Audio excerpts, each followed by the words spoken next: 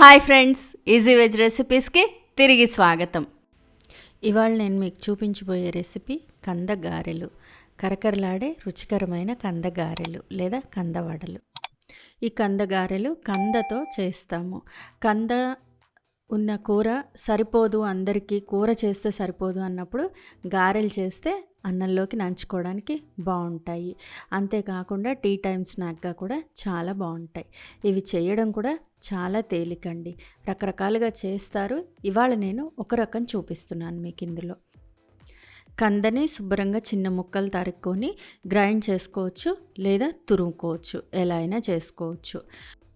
శనగపప్పు మినప్పప్పు నానబెట్టి దాంతో పాటుగా కందని కూడా గ్రైండ్ చేసి చేస్తారు. లేదా ఇలా తురుముకొని దీనిలో రుచికి సరిపడా ఉప్పు, అలాగే కారం, సన్నగా తరిగిన పచ్చిమిరపకాయ ముక్కలు, అల్లం ముక్కలు, సన్నగా తరిగిన ఉల్లిపాయ ముక్కలు. ఉల్లిపాయలు తినము అనుకున్న వాళ్ళు ఉల్లిపాయలు స్కిప్ చేసుకోవచ్చండి. వీటన్నిటిని బాగా కలిపేసుకోవాలి. మిక్సీలో వేసి కందని గ్రైండ్ చేసి కూడా ఇలాగే చేసుకోవచ్చు. కంద ముక్కలు తగిలితే బాగుంటుంది పంట కిందికి అనిపించినప్పుడు ఇలా తురుముకుంటే బాగుంటుంది. దీనిలో సన్నగా తరిగిన కరివేపాకు, అలాగే కొత్తిమీర కూడా వేసేసి బాగా కలిపేసుకోవాలి. గట్టిగా పిండితో కలిపితే కొద్దిగా నీరు వస్తుంది, నీరు కాదు తడి వస్తుంది. ఆ తడి వల్ల పిండి కలుపుకోవడం ఈజీ అయిపోతుంది. దీనిలో 2 టేబుల్ స్పూన్లు శనగపిండి, అలాగే 1 కప్పు బియ్యపిండి వేసి బాగా కలిపేసేయాలి. ముందరే నీళ్లు పోయకూడదండి. ముందర పిండి కందకి బాగా పట్టుకునేటట్టు బాగా కలిపిన తర్వాత అప్పుడు అవసరమైతే కొద్దిగా నీళ్లు కలుపుకుంటూ మన చపాతీ పిండి అలా చేసినట్టు చేసుకోవాలి. చూడండి, ఇలా కలిపితేనే కొంత తడి వచ్చేసింది. దీన్ని చూసుకొని ఈ తడిని బట్టి కొద్దిగా నీరు పోసుకుంటూ పిండి తయారు చేసుకోవాలి. మన గారె పిండి, వడపిండి ఎలా చేసుకుంటామో అలాగే, కాకపోతే అంత లూజ్గా మాత్రం ఉండదు. ఇలా పిండి ఈ కన్సిస్టెన్సీలో కందగారెల పిండి రెడీ చేసుకోవాలండి. ఇది బాగా రెడీ అయిపోయిన తర్వాత దీని మీద మూత పెట్టేసి నూనె వేడి చేసుకోవాలి.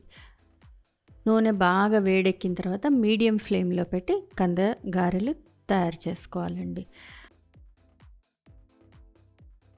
స్టవ్ మీద నూనె పెట్టి నూనె బాగా వేడెక్కిన తర్వాత కొంచెం గారెపిండి వేస్తే మనకి తెలుస్తుంది నూనె ఎంత వేడెక్కింది అనేది. ఇలా పైకి వచ్చేస్తున్నాయి, బబుల్ అయిపోయి అంటే నూనె సఫిషియెంట్గా వేడెక్కినట్టే. ఇంత వేడెక్కిన తర్వాత చేతిలోకి కొంచెం పిండి తీసుకొని డైరెక్ట్గా వేసేసుకోవచ్చు. లేదు అంటే ఏదైనా నూనె కాగితం లాంటిది తీసుకొనైనా వేసుకోవచ్చు. అంత నూనె కాగితాలు అలా అవసరంలో చేతిలో ఇలా తట్టుకొని డైరెక్ట్గా నూనెలోకి వేస్తే సరిపోతుంది. మరీ మందంగా కాకుండా అలానే మరీ పలుచగా కాకుండా వేసి మీడియం ఫ్లేమ్లో పెట్టి వేయించుకోవాలండి. గారెలు మీడియం ఫ్లేమ్లో వేయించుకుంటే చక్కగా లోపల దాకా వేగుతాయి, టేస్ట్ కూడా చాలా బాగుంటాయి.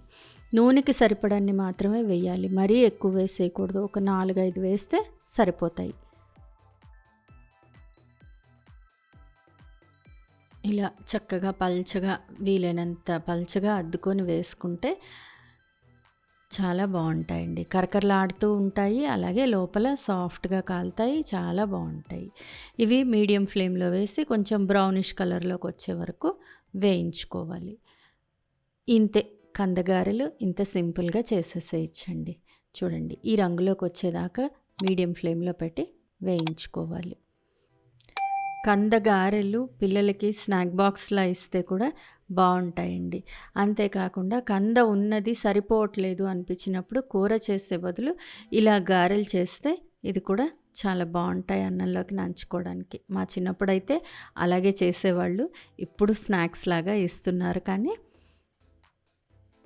ఇలా అన్నీ వేసి చక్కగా మంచి గోల్డెన్ బ్రౌన్లోకి వచ్చిన తర్వాత ఇది చూసారా ఎంత మంచి రంగు వచ్చిందో. ఇలా వచ్చిన తర్వాత తీసి టిష్యూ పేపర్లో వేసి కాసేపు నూనె అంతా పోయేదాకా ఆరనివ్వాలి. ఇంతే, ఇలాగే మిగతా పిండి అంతా కూడా చేసేసుకోవాలండి.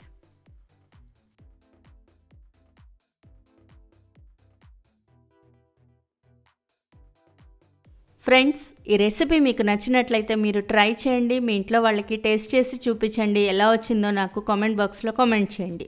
ఫ్రెండ్స్, ఈ వీడియో మీకు నచ్చినట్లయితే ప్లీజ్ లైక్ చేయండి, షేర్ చేయండి. ఛానల్ సబ్స్క్రైబ్ చేసుకుని వాళ్ళు ఛానల్ సబ్స్క్రైబ్ చేసుకోండి. ఆ బెల్ ఐకాన్ క్లిక్ చేయడం మాత్రం మర్చిపోకండి. మరో మంచి రెసిపీతో మళ్ళీ మీ ముందుంటాను. అంతవరకు సెలవు మరి. బాయ్.